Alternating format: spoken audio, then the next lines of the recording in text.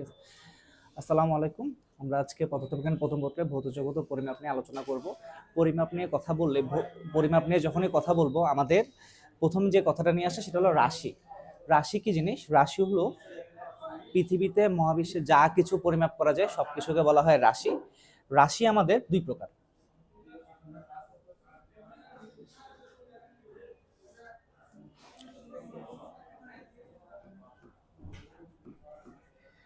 একটা মৌলিক রাশি আর একটা লব্ধ রাশি। মৌলিক রাশি মানে যেগুলা প্রকাশ করতে অন্য কোনো রাশির প্রয়োজন হয় না, তাদেরকে বলা হয় মৌলিক রাশি। আর মৌলিক রাশিগুলো একাধিক মৌলিক রাশি মিলিয়ে যে সকল রাশি পাওয়া যায় সেগুলো সবগুলোকে হয় লব্ধ রাশি। মৌলিক রাশি আমাদের টোটাল আছে 7টা। এই 7টা মৌলিক রাশির বাইরে যা কিছু রাশি আছে সবগুলোকে আমরা লব্ধ রাশি বলি। এই 7টা মৌলিক রাশি কি? একটা দৈর্ঘ্য, ভর, সময়, দীপন তীব্রতা, মূল সংখ্যা, মূলের পরিমাণ, তড়িৎ প্রবাহ। তাহলে আমাদের টোটাল এই 7টা মৌলিক রাশির বাইরে যতগুলা রাশির কথা বলা হবে সবগুলোকে আমরা বলবো যে লব্ধ রাশি। এখন এখানের মধ্যে এদের সবগুলা নিয়ে মাত্রা কিছু আছে, মাত্রাগুলো আমাদের মনে রাখবে। দৈর্ঘ্যের মাত্রা হলো এল, দৈর্ঘ্যের মাত্রা এল, ভরের মাত্রা এম, আর সময়ের মাত্রা হলো টি। তো এই মাত্রাগুলা দিয়ে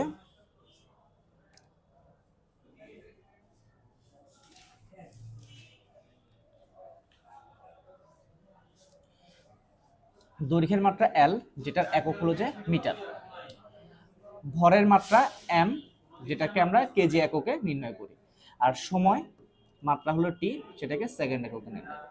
এরকম বাকিগুলা তেমন আমাদের প্রয়োজন হয় না, তবে এই 7টা মনে রাখবো। 7টা থেকে এর বাইরে কোনো রাশি যদি জিজ্ঞেস করে কি ধরনের রাশি, তাহলে আমরা লব্ধ রাশি বলে ফেলবো। এই 7টার মধ্যে যা আছে সবকিছুকে বলা হচ্ছে মৌলিক রাশি। তো আমাদের মৌলিক রাশির মধ্যে আমাদের মাত্রা বের করতে বলে। এই মৌলিক রাশিগুলোর মাত্রা থেকে আমরা যে কোনো মৌলিক রাশিগুলোর মাত্রাগুলো যদি আমরা মনে রাখি, সেখান থেকে যে কোনো রাশির মাত্রা বের করতে পারবো। যেমন আমাদেরকে যদি বলা হয় যে বলের মাত্রা নির্ণয় করতে, তো এফ ইকুয়ালস টু আমরা জানি এম এ। তো এখানে এম এম মানে ভর, তাহলে ভর হলে এম এর মাত্রা এ, এম এর মাত্রা ক্যাপিটাল এম। এ হলো ত্বরণ, ত্বরণের মাত্রা যদি কারো মনে থাকে ডিরেক্ট ইউজ করতে পারবে, আর যদি মনে না থাকে সেক্ষেত্রে একটা টেকনিক আছে। ত্বরণের একক আমরা সবাই জানি এম এস ইনভার্স 2। এম মানে মিটার, এস মানে সেকেন্ড। মিটার, মিটার কিসের একক? দৈর্ঘ্যের একক। তাহলে মিটারের মাত্রা তাহলে হলো যে এল। আর সেকেন্ড, সেকেন্ড হলো যে সময়ের একক, সেজন্য সময়ের মাত্রা টি। আর পাওয়ার যেহেতু -2 আছে, তাহলে তাহলে আমরা টি ইনভার্স 2 হবে। তাহলে সেক্ষেত্রে টোটাল মাত্রা হবে, এফ এর মাত্রা হবে এম এল টি ইনভার্স। তাহলে আমরা বলের মাত্রা বের করতে পারতেছি এভাবে। বল, কাজ, ক্ষমতা যত কিছু আছে সবগুলোর মাত্রা আমরা এভাবে বের করতে পারি। যদি কখনো ডিরেক্ট মাত্রা না বোঝা যায়, তাহলে একক থেকেও আমরা কি করতে পারি, মিটার, সেকেন্ড, কেজি, এগুলা থেকেও আমরা কি করতে পারবো, মাত্রাগুলা বের করতে পারবো। তো আমাদের এখান থেকে কিছু এমসিকিউ আসে, মাত্রা সমীকরণ ডিরেক্ট মাত্রা জিজ্ঞেস করে, মুখস্থ রাখতে পারলে মুখস্থ রাখলাম, আর না হলে এভাবে আমরা ফর্মুলা দিয়েও মাত্রাগুলা বের করতে পারি। তো এখানের মধ্যে কিছু বিষয় আছে যে আমাদেরকে মাঝে মধ্যে মাত্রা সমীকরণ বলে। মাত্রা সমীকরণ জিনিসটা কি? মাত্রা সমীকরণ হলো যেসব সূত্রগুলোতে আমাদের উভয় পক্ষে প্রত্যেকটা পদের মাত্রা সমান থাকবে তাদেরকে আমরা মাত্রা সমীকরণ বলি। ওইটা থেকে মাত্রা মিলানো যায়। তো এখান থেকে কিছু কোশ্চেন আসে, যেমন আমাকে যদি বলে এরকম একটা কোশ্চেন আসছিল এরকম যে সি সমান A to the power M B to the power N. তো আমাকে বলা হলো যে এরকম কোশ্চেনে এর মাত্রা যদি এল টি ইনভার্স 1 হয়, বি এর মাত্রা যদি এল হয়, আর সি এরটা যদি হয় আমাদের এল এল স্কয়ার টি ইনভার্স 3, র্যান্ডম আমি ধরে নিলাম, তাহলে সেক্ষেত্রে আমাদের এম এবং এন এর মান কত? তাহলে সেক্ষেত্রে এটা যদি মাত্রা সমীকরণ হয়, তাহলে এটার মোট এল এর পাওয়ার আর এখানে এল এর পাওয়ারটা সেম হবে। তো আমরা এখানে ক্যালকুলেট করি, যেহেতু এখানে এল এর পাওয়ার এর উপর এম আছে, এর মাত্রা আমি এল টি ইনভার্স 1 বলছি, তাহলে এল এর পাওয়ার হলো যে এম, টি এর পাওয়ার হলো -m, আর এই এল এর পাওয়ার হলো এম। তাহলে আমরা জানি এল হলে গুণ হলে পাওয়ারে পাওয়ারে যোগ হয়, তাহলে m প্লাস n টি ইনভার্স m। আর এদিকে তো আমাকে বলছে এল স্কয়ার টি ইনভার্স 3। যেহেতু এটা মাত্রা সমীকরণ, বাম সাইডের পাওয়ার এবং ডান সাইডের পাওয়ারগুলো সমান থাকবে, তাহলে এখানে এল এর পাওয়ার হলো m প্লাস 1, তাহলে m প্লাস n এর মান 2, আর মাইনাস এম এর মান হলো যে -3। তাহলে এখান থেকে এম এর মান আমরা পেয়ে গেছি 3। আর এম এর মান যদি এখানে বসায় দিই, তাহলে এম এর মান যদি 3 বসায় দিই, তাহলে হচ্ছে 3 + m = 2। তাহলে এন এর মান আমরা পেয়ে যাচ্ছি -1। তাহলে এইভাবে এম এন এর মানটা বের করতে পারি। আমাদের এখানে মাত্রা সমীকরণ থেকে এরকম বিভিন্ন এম এবং এন এর মানটা বের করতে বলা হতে পারে। ওকে, তাহলে আমাদের মাত্রা সমীকরণ থেকে আমরা এগুলো দেখলাম, মৌলিক রাশি, লব্ধ রাশি। তো আমাদের এখানে মৌলিক রাশি এবং লব্ধ রাশির পরে আমাকে যদি একক বলে কত প্রকার, একক বলতে গেলে রাশি বললে রাশি 2 প্রকার, কিন্তু একক কত প্রকার বললে সেটা হয় যে একটা মৌলিক একক, লব্ধি একক, আরেকটা হলো যে আপনার ব্যবহারিক একক। ব্যবহারিক একক হলো যেগুলা রিয়েল লাইফে যখন মৌলিক একক, লব্ধ এককগুলো যদি ছোট হয়ে যায়, তখন আমরা ব্যবহারিক এককে বিভিন্ন, যেগুলো আমরা রিয়েল লাইফে বিভিন্ন জায়গায় ব্যবহার করি, সেগুলোকে ব্যবহারিক একক বলা হয়। তো আমাদের নেক্সট আসি।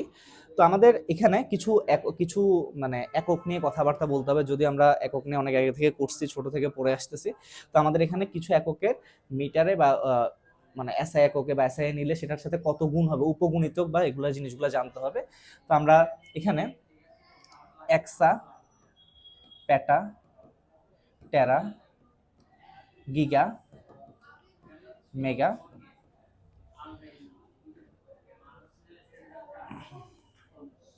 কিলো, এগুলার মানগুলা দেখি। কিলো হলো 10 কিউব, মেগা 10⁶, গিগা 10⁹, টেরা 10, টেরা 10⁻12, পেটা 10⁻15, আর এক্সা হলো 10⁻8। তো এগুলো হলো পজিটিভ দিকে আমাদের মাত্রাগুলা। এবার আমরা যদি নেগেটিভের দিকে যাই, নেগেটিভের দিকে যদি মাত্রাতে যাই, তাহলে সেক্ষেত্রে আমাদের এখানে অটো, অ্যাটো, ফেমটো, পিকো, ন্যানো, মাইক্রো,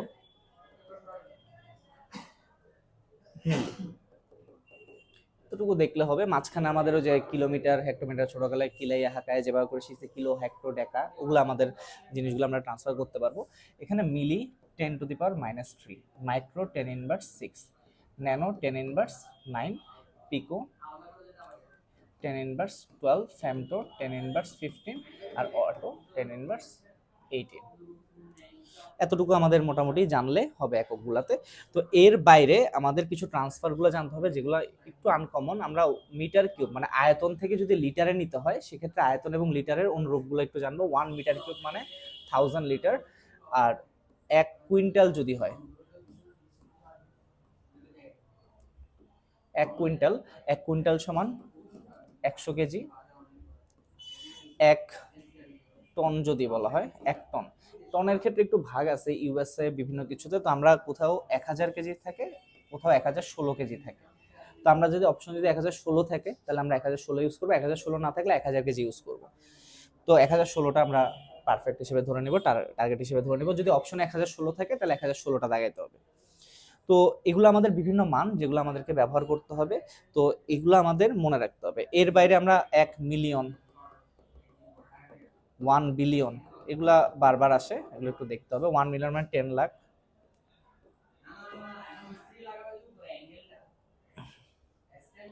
আর 1 বিলিয়ন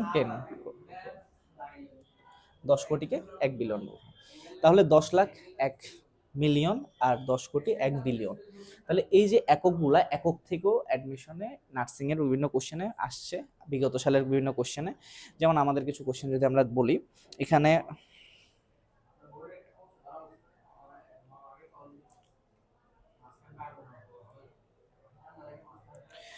আমরা বিগত সালে কিছু কোশ্চেন যদি বলি, যেমন আমাদের এখানে বিগত সালে একটা কোশ্চেন আসছিল এরকম,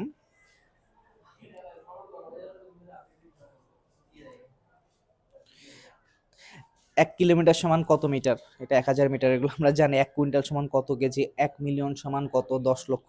নিচের কোনটি লব্ধ রাশি? অপশন দিছে তাপমাত্রা, ভর, সময়, কম্পাঙ্ক। তাপমাত্রা, ভর, সময়, কম্পাঙ্ক। তো আমরা ওই যে আমরা আমাদের যখন আগের মৌলিক রাশিতে বলছিলাম, তখন বলছিলাম যে তাপমাত্রা, ভর এবং সময়, এই তিনটাই হলো যে মৌলিক রাশি। সো অপশনে বাকি আছে কম্পাঙ্ক, সেটা হলো যে লব্ধ রাশি। তারপর 1 মাইক্রোমিটার বলতে কি বুঝো? 1 মাইক্রোমিটার, এই যে মাইক্রোমিটার আমরা বলছি যে মাইক্রো মানে 10⁻6, মাইক্রোকে মিউ দিয়ে প্রকাশ করা হয় মাইক্রোমিটার। তো এগুলা থেকে আমাদের মোটামুটি কোশ্চেনগুলো থাকে। তাহলে আমাদের এই চ্যাপ্টার থেকে, এই টপিকস থেকে এই ধরনের একক দিয়ে কোশ্চেনগুলো অনেক বেশি থাকে। এককগুলো একটু আমাদের মনে রাখতে হবে, এগুলো মোটামুটি জানলে আমাদের হবে। আর মাঝখানে আমি যেগুলো দিই না, কিলো, হেক্টর, ডেকা, এগুলো আমরা আশা করি সবাই জানি। ওই জিনিসগুলো একটু মনে রাখতে হবে, কিলো, হেক্টর, ডেকা, ডেসি। ওকে,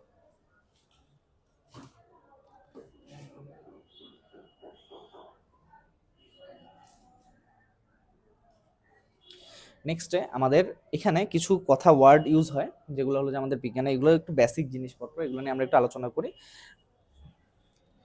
ধারণা, বৈজ্ঞানিক বিভিন্ন প্রসেসিং এর আমাদের কিছু টপিক আছে যেগুলো থেকে আমাদের কিছু কোশ্চেন আসে, ওই জন্য এগুলো সম্পর্কে জানতে হবে। ধারণা, অনুকল্প, স্বীকার্য, আর একটা হলো তত্ত্ব। এগুলো কোনটা কি, এগুলো নাকি কিছু ছোটখাটো কোশ্চেন আসে। ধারণা মানে যখন একটা ঘটনা ঘটবে সেটা থেকে আমরা যদি কোনো সলিউশন মনে করি যে এটার মানে এটা সম্পর্কে একটা আমাদের মতামত নিজেদের মনে একটা চিন্তা আসছে, সেই জিনিসটাকে বলা হচ্ছে ধারণা। যে কোনো একটা ঘটনা দেখে আমার যদি সেটা সম্পর্কে একটা মতামত দেওয়া বা কোনো রকম কোনো ডিটেলস এখানে একটা ঘটনা দেখছি, সেটা নিয়ে আমার মধ্যে কোনো একটা চিন্তা ভাবনা আসছে, সেই চিন্তা ভাবনাকে বলা হচ্ছে ধারণা। এখন ওই বিষয় নিয়ে আমি যখন এটাকে আরেকটু রিসার্চ করে সম্পর্কে আরো কিছু জেনে, আরো কিছু ডাটা গ্যাদার করে, তারপর আমি যখন আরো ডিসিশন নিচ্ছি, আরো কিছু চিন্তা করতেছি, যুক্তিভিত্তিক চিন্তা করতেছি, তখন সেটাকে বলা হচ্ছে অনুকল্প বা হাইপোথিসিস।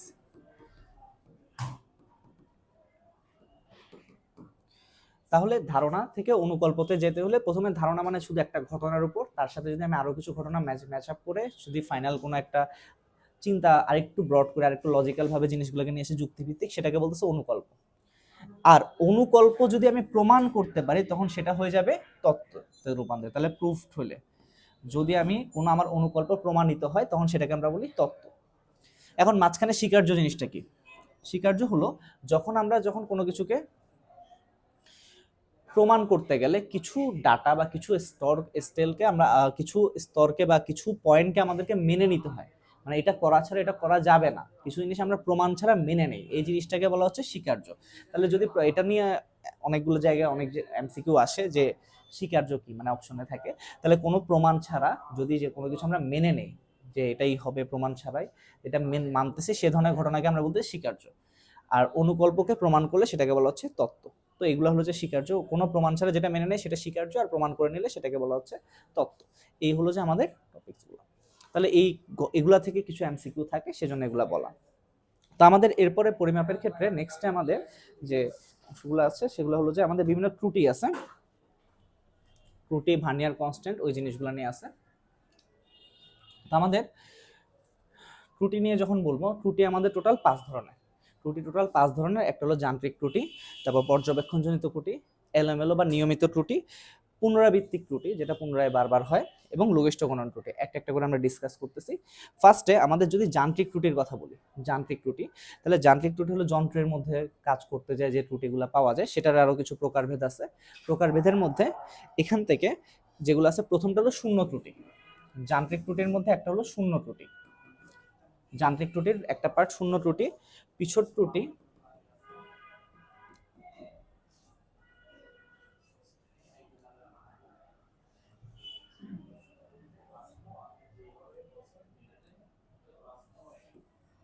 ত্রুটি, বা ব্যাকল্যাশ ত্রুটি যেটাকে বলা হচ্ছে। আর লাস্ট হলো যে শূন্য ত্রুটি, পিছট ত্রুটি, আরেকটা হলো যে লেভেল ত্রুটি।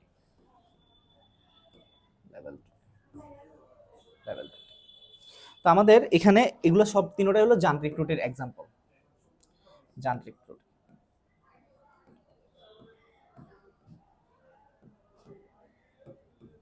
তো এখানে কোনটা কি শূন্য ত্রুটি, মানে ডেফিনেশন গুলো আমাদের আসলে এখানে কম লাগবে, তারপর আমি প্রত্যেকটা জিনিস নিয়ে ডিসকাস করতেছি। এখানে আমাদের অপশনে মেইন কোশ্চেন আসে যে পিছট ত্রুটি কোন ধরনের ত্রুটি, এটা কি যান্ত্রিক ত্রুটি, নাকি পর্যবেক্ষণজনিত ত্রুটি, নাকি এলোমেলো ত্রুটি, নাকি পুনরাবৃত্তিক ত্রুটি, কোন ত্রুটির মধ্যে পড়ে? তাহলে শূন্য ত্রুটি বা পিছট ত্রুটি এগুলো যান্ত্রিক ত্রুটির মধ্যে পড়ে, এগুলো নিয়ে আসে। তারপর আমি একবার আলোচনা করতেছি শূন্য ত্রুটি আমাদের যে কোনো স্কেলের স্টার্টিং হয় 0 থেকে।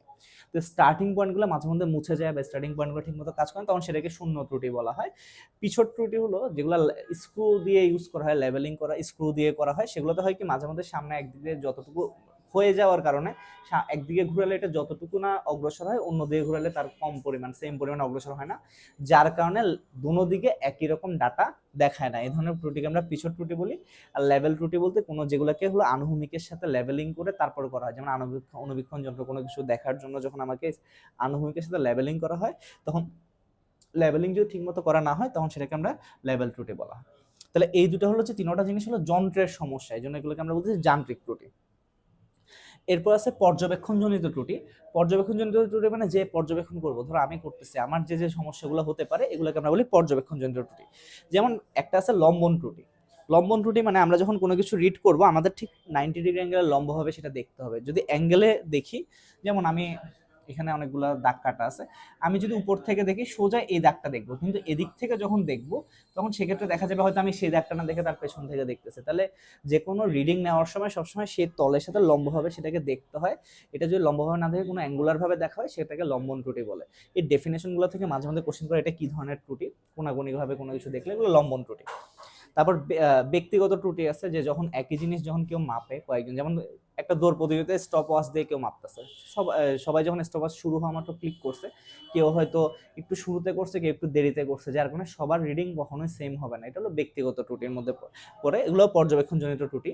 তারপর আছে আমাদের পরিবেশগত, যেখানে আমি পরীক্ষাটা করতে সেখানে পরিবেশে কিছু সমস্যা থাকতে পারে, প্রান্তদাগ, সুযোগ। মোট কথা আমার এখানে সবগুলো ডেফিনেশন আমি না বললেও আমার এখানে মোটামুটি কোনটার প্রকারভেদে কে পড়তেছে, শূন্য, পিছট, লেভেল, এই তিনটা ত্রুটি হলো যে যান্ত্রিক ত্রুটি।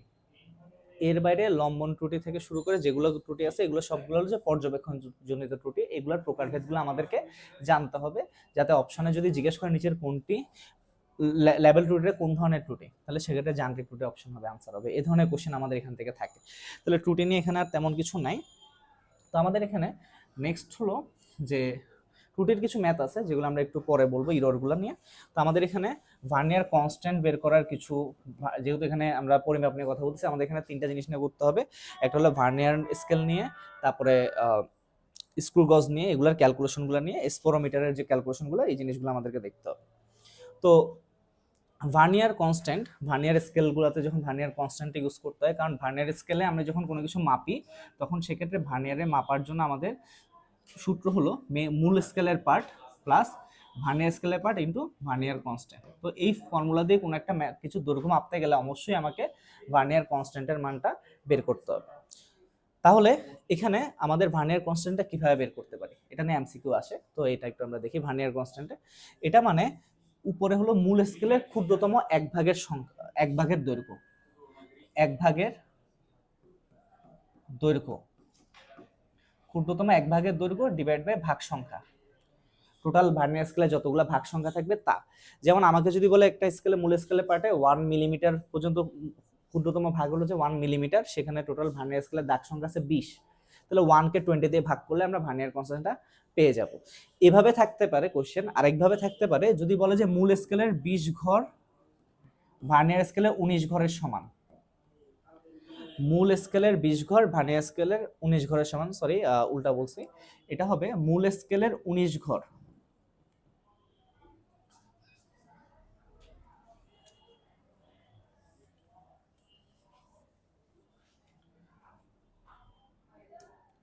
মূল স্কেলের 19 ঘর সমান ভার্নিয়ার স্কেলের 20 ঘরের সমান। যদি এমন হয় তাহলে সেক্ষেত্রে আমাদের এখানে এই ঘরের পার্থক্য যেটা, সেটাই এক ভাগের দৈর্ঘ্য হিসেবে দিতে হবে। তাহলে 20 ঘর আর 19 ঘরের মধ্যে পার্থক্য হলো এক ঘর, তাহলে উপর হবে 1, আর এখানে ভার্নিয়ার স্কেল ঘর কয়টা সেটা বলে দিচ্ছে 20, তাহলে 1/20 হলে আমরা কি পাবো, ভার্নিয়ার কনস্ট্যান্টের মানটা পেয়ে যাবো, মিলিমিটার এককে থাকে। তাহলে ভার্নিয়ার কনস্ট্যান্টের দুই ভাগ হয়, এক ভাগের দৈর্ঘ্য দিয়ে দিতে পারে আমাকে, অথবা আমাকে কত মূল স্কেলের কত ঘর আর ভার্নিয়ার স্কেলের কত ঘর সমান সেটা দিতে পারে। তো সেক্ষেত্রে আমরা পার্থক্যটা উপরে বসে এটা দিয়ে করবো, তাহলে ভার্নিয়ার কনস্ট্যান্টের মান পাবো। এটা মূল স্কেল পার্ট, এটা ভার্নিয়ার স্কেলের পার্ট, তাহলে সেখান থেকে আমরা পুরো দৈর্ঘ্যটা পেয়ে যাব। তো এরপরে আমাদের এখানে আছে স্ক্রু গজ। স্ক্রু গজের ক্ষেত্রেও সেম, ওখানে লঘিষ্ঠ গণন একটা আছে এলসি, সেক্ষেত্রে হলো যে পিচ ডিভাইড বাই ভাগ সংখ্যা। পিচ মানে কি, স্ক্রু গজে যে সার্কুলার স্কেলটা আছে, বৃত্তাকার স্কেলটা আছে, সেটাকে একবার ঘোরালে এটা রৈখিক স্কেলে যতটুকু দূরত্ব যায় তাকে আমরা পিচ বলি, আর ভাগ সংখ্যাকে এন দিয়ে ভাগ করলে আমরা ভার্নিয়ার গজ। ওইটা সূত্র সেম টাইপের, ওখানে যখন স্কেলটা বের করতে মূল স্কেল পার্ট প্লাস স্ক্রু গজের ইনটু স্ক্রু গজের কনস্ট্যান্ট, লঘিষ্ঠ গণন ঘর সংখ্যা এবং লঘিষ্ঠ গণনের যে আমাদের লঘিষ্ঠ গণনের কনস্ট্যান্ট আছে স্ক্রু গজে এলসি, সেটার সাথে লঘিষ্ঠ গণন বৃত্তাকার স্কেলের পার্ট, আর এটা হলো মূল স্কেলের পার্ট।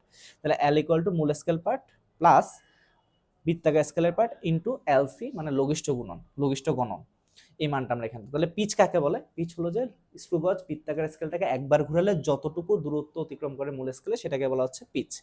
তাহলে এখান থেকে আমাদের ফর্মুলাগুলো জিজ্ঞেস করতে পারে, আর এখানে পিচ কাকে বলে বা ভার্নিয়ার কনস্ট্যান্ট বের করা, এই জিনিসগুলো আমাদের থাকতে পারে।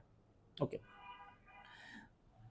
তো এরপর আমাদের আছে স্পোরোমিটারের সাহায্যে কোনো কিছুর বৃত্তাকার জিনিসের ব্যাসার্ধ নির্ণয়, যেমন আমরা লেন্সের ব্যাসার্ধ নিয়ে করছি প্র্যাকটিক্যালে। এখানে আমরা একটু ফর্মুলাটা দিয়ে দিচ্ছি, এই ফর্মুলাটা একটু শিখতে হবে আমাদের সবাইকে। প্লাস 6h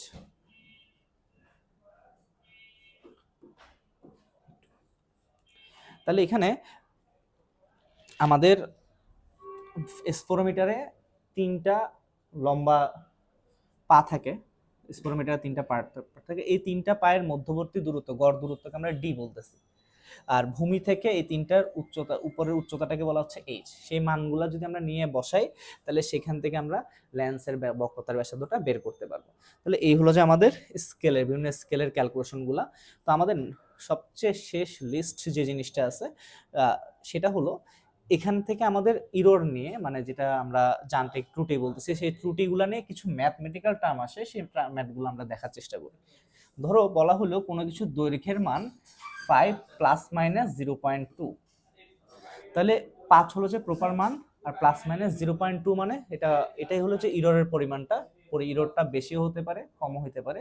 সো এখান থেকে আমরা যে যদি বলে আমাকে শতকরা ত্রুটির পরিমাণটা বের করো বা ত্রুটির পরিমাণ, তাহলে সেক্ষেত্রে উপরে বসবে ত্রুটির পরিমাণ 0.2 আর মেইন পার্টটা বসবে নিচে, আর পার্সেন্টেজের জন্য 100 দিয়ে গুণ। তাহলে এখানে 5 20 100, 20 দিয়ে করলে 20, তাহলে 4%। আর যদি আমাদের পার্সেন্টেজ না বলে 100% তখন লাগবে না, শুধু 0.2কে 5 দিয়ে ভাগ করলে আমরা ভুলের পরিমাণটা, শতকরা ত্রুটির পরিমাণটা বের করতে পারবো। তো এখানে এত সহজ দেবে না, দৈর্ঘ্য এল দিয়ে তারপর ডিরেক্ট বের করো, জাস্ট ভাগ করলে আনসার চলে আসে, এরকম আসে না।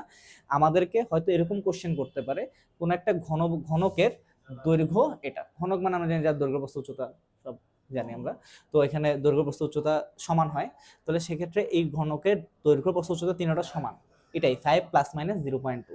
এটার যদি আমাকে বলা হয় আয়তনের ত্রুটি কতটুকু হবে, শতকরা ত্রুটির পরিমাণ, তাহলে সেক্ষেত্রে কি হবে, দৈর্ঘ্য সময় তো শুধু একটা, কিন্তু যখন আয়তন বের করবো সেখানে দৈর্ঘ্য প্রস্থ উচ্চতা তিনটা থাকবে, দৈর্ঘ্য গুণ প্রস্থ গুণ উচ্চতা। ঘনকের ক্ষেত্রে তিনটা সমান, তিনটার মানে এটা। তাহলে সেক্ষেত্রে কি হবে, সেক্ষেত্রে হবে কি আমাদের মূল মানটা এখানেই বসবে, সেখানে যে 0.2 আছে সেটা উপরে বসবে, এটা ঠিক আছে, কিন্তু এখানে এই ভুলটা কয় জায়গায় আছে, 3 জায়গায় গুণ আকারে আছে, সেক্ষেত্রে এই সংখ্যাটা কোথায় বসবে, সামনে বসে যাবে। মানে যেমন আমাদের এখানে পাওয়ার গুলা, মোট কথা যদি আমি বলতে চাই আমাদের ক্ষেত্রফলের পাওয়ার কত, এ কিউব, যদি ঘনকের বলি এ কিউব, তাহলে এ কিউব হলে এখানে পাওয়ার 3 না, এই পাওয়ার গুলো সবসময় এখানে কি হয়, সামনে বসে। যেমন আমি যদি বলি ক্ষেত্রফল বের করো, তাহলে ক্ষেত্রফলের ক্ষেত্রে এ স্কয়ার, তো এখানে মূল পার্টটা যদি এ হয়, যদি দৈর্ঘ্যের ক্ষেত্রে আমরা দৈর্ঘ্যের মান যদি এল ধরি, আর এটার ভুলের পরিমাণ যদি ডেল এল এর পরিমাণ হয়, যেহেতু আমি এখানে ক্ষেত্রফলের বের করতেছি সেজন্য এটার পাওয়ার 2, তাহলে এটার সামনে একটা কত আসবে, 2 আসবে, তাহলে 2 ডেল এল বাই এল, এভাবে করে আমরা করতে পারবো। তাহলে সেক্ষেত্রে আমাদের যে কোনো কিছুর যদি যান্ত্রিক ত্রুটির পরিমাণটা বের করতে বলে, শতকরা ত্রুটির পরিমাণ বের করতে বলে, তাহলে আমরা সেখান থেকে বের করতে পারবো। আমি আরেকবার দেখাচ্ছি, যদি আমাকে বলা হয়, আরেকবার দেখানো হচ্ছে, ধরো কোনো একটা দৈর্ঘ্যের মান A plus minus 0.8 plus minus del A, আমি ফর্মুলা আকারে করে দেখাচ্ছি। আচ্ছা, এ না ধরি,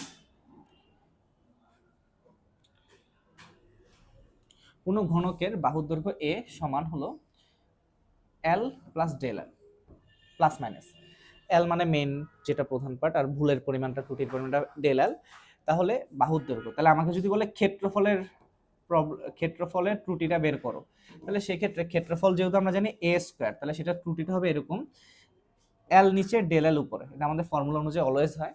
এখানে দেখবো আমরা এটার পাওয়ার কত, পাওয়ার 2, তার মানে এটার সামনে একটা 2 বসবে। যদি বলি আয়তন,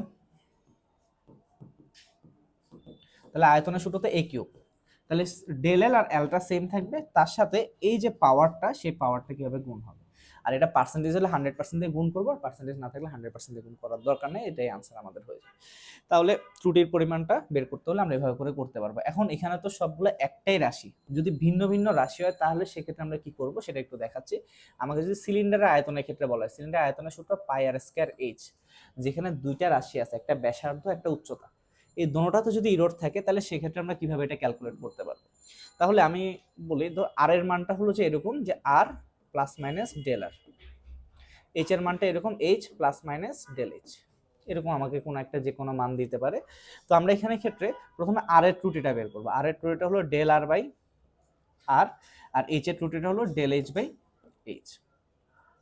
তাহলে ডেল আর এর যেটা দেখতেছি, আর এর উপর পাওয়ার কত 2, তাহলে ডেল আর এর সামনে একটা 2 গুণ হবে, আর এইচ এর কোনো পাওয়ার নেই, পাওয়ার না থাকা মানে 1, সো এটার সাথে কোনো কিছু গুণ হবে না, এবং এই দুইটা পার্টকে সবসময় কি করতে হবে, যোগ করতে হবে। যেখানে গুণ আকারে সূত্রতে যার যার ত্রুটি পাওয়া যাবে সেটা গুণ আকারে থাকুক বা ভাগ আকারে থাকুক, সবসময় তাদের ত্রুটির পরিমাণটা কি করতে হবে, যোগ করতে হবে। তাহলে এটাই হলো যে আমাদের যে কোনো জটিল করলেও বেশি এটুকু এতটুকু জটিল করতে পারে, আর সিম্পল করলে এই টাইপের মধ্যে আমাদের কোশ্চেন হয়ে যায়। তো এখন ফার্স্ট চ্যাপ্টারের ক্ষেত্রে একটা টেনশন কাজ করা, যে এখানে অনেক ইতিহাস আছে, কে কি আবিষ্কার করছে, কি করছে না করছে, অনেক কিছু লেখা আছে ওখানে। এখন প্রত্যেকটা আবিষ্কার এতগুলো যদি মনে রাখতে যাই তাহলে তো পাগল হয়ে যেতে হবে, এতগুলো আসলে মনে রাখা সম্ভব না। তো এখানে সিম্পল বিষয়, এখান থেকে যতগুলা কোশ্চেন আসে, যত কিছু আসে, সবগুলাতে আমাদের শুধুমাত্র যেই টপিকসগুলো আমরা বইয়ে পড়ছি সেই টপিকস রিলেটেড কোশ্চেনগুলোই আসে। আমাকে এই অধ্যায় থেকে, প্রথম অধ্যায় থেকে বিভিন্ন বিজ্ঞানী কে কি করছে না করছে এগুলো পড়ার দরকার নেই। আমাদের পুরো বইয়ে আমরা বিভিন্ন অনেক, ফার্স্ট পেপারে 10টা, সেকেন্ড পেপারে 10টা অধ্যায়, অনেক টপিকস পড়বো, অনেকগুলো প্রমাণ আছে, সবকিছুই হবে। সেই প্রমাণগুলোতে আমাদের প্রত্যেকটাতে আমাদের কি হয়, যে বিভিন্ন বিজ্ঞানী কে কি করছে আবিষ্কার, সেটা নিয়ে আমরা পড়তেছি, ওই আবিষ্কারগুলা আমাদেরকে কি করতে হবে, জাস্ট ওখানে যখন করতেছে টপিকগুলো পড়তেছে ওগুলা থেকে কোশ্চেন থাকবে। আমার এখানে বইয়ে যেগুলো আমাদের বইয়ের টপিকসেও ছিল না, শুধু এখানে লিখে দিছে এটা করছে ওটা করছে, ওই জিনিসগুলো থেকে আমাদের কোনো কোশ্চেন থাকবে না। ঠিক, তাহলে আমাদের এখানে থাকবে শুধুমাত্র আমরা বিভিন্ন চ্যাপ্টারে যখন বিভিন্ন বিজ্ঞানী নিয়ে পড়বো, তখন বিজ্ঞানীরা কে কোন টপিকস নিয়ে আলোচনা করছে সেগুলা নিয়ে। যেমন আমরা যদি কিছু কোশ্চেন দেখি, যেমন বলছে ক্যালকুলাস কে আবিষ্কার করেন, ক্যালকুলাস হলো যে নিউটন আবিষ্কার করেন ক্যালকুলাস। ওকে, তারপর বাকিগুলো সব আমাদের একক নিয়ে করছে। আর এখানে একটা কোশ্চেন করছে, প্রকৃত মান থেকে পরিমাপকৃত মানের পার্থক্য কত। একটা জিনিসের অ্যাকচুয়াল মান দেওয়া আছে, আমি মাপছি, আমার কিছু ভুল আসছে, আমি অ্যাকচুয়াল মান এটা 10, আমি মাইপে পাইলাম 7, তাহলে এটার যে পার্থক্য সেটাকে বলা হচ্ছে পরম ত্রুটি, মানে অ্যাকচুয়াল ত্রুটি। এটা আমার অ্যাকচুয়াল 10, আমি পড়ছি 7, তাহলে আমার যেটা ভুল হয়েছে সেটা পরম ত্রুটি বা অ্যাকচুয়াল ত্রুটি বলা হয়। এটা নিয়ে কোশ্চেন করা হয়েছে। তারপর এখানে কিছু কোশ্চেন আছে, যে বিজ্ঞানী হাইজেনবার্গ কোন তত্ত্বের জন্য বিখ্যাত, এটা আমরা পরমাণুর মডেলে বিজ্ঞানী হাইজেনবার্গের অনিশ্চয়তা নীতিটা আমাদের সেকেন্ড পেপারে আধুনিক পদার্থবিজ্ঞানের সূচনা ওই চ্যাপ্টারে আছে, ওখানে পড়ছি অনিশ্চয়তা নীতি করছে বিজ্ঞানী হাইজেনবার্গ। তারপরে আইনস্টাইন আপেক্ষিকতা, বিশেষ আধুনিক পদার্থবিজ্ঞানের সূচনাতে আমরা ওখানে পড়বো যে এখানে আমাদের আইনস্টাইনের আপেক্ষিক তত্ত্বতে দুইটা স্বীকার্য আছে, মানে মোট কথা আমরা যা যা বিভিন্ন অধ্যায়ে টপিকস পড়বো সেগুলা থেকে এখানে কোশ্চেন থাকবে। এক্সট্রা বাইরের অন্য বিজ্ঞান, যে বিজ্ঞান নিয়ে বা যে টপিকসগুলো আমাদের নাই সেগুলো কে কি করছে না করছে ওগুলো আমাদের মনে রাখার দরকার নেই। ঠিক আছে, তাহলে চ্যাপ্টার 1-এ আমাদের এই টপিকসগুলো মোটামুটি কভার করলেই আমাদের এই চ্যাপ্টারে আর কোনো সমস্যা থাকবে না, কোশ্চেন আশা করি এখানের মধ্যে থেকে আসবে। ওকে, তাহলে আজকে এতটুকুই, ধন্যবাদ সবাইকে।